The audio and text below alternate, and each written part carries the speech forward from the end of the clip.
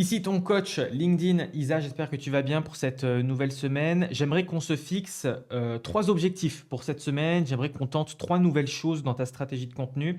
La première chose j'aimerais qu'on tente, c'est de créer de la tension narrative. Donc j'aimerais que tu me fasses un post LinkedIn spécialement où on va créer de la tension narrative.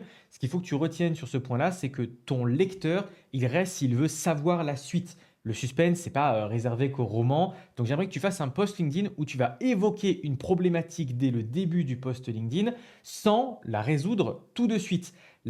Tu vas résoudre cette problématique à la fin du post. Ok, donc ça, c'est la première mécanique que j'aimerais qu'on explore ensemble.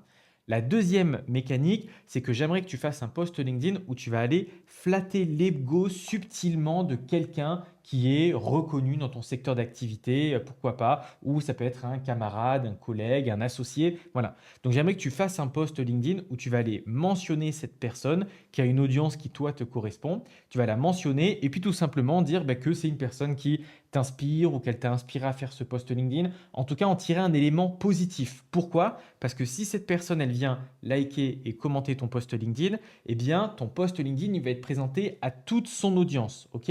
Donc, le deuxième chose que j'aimerais qu'on aille chercher, c'est flatter l'ego subtilement.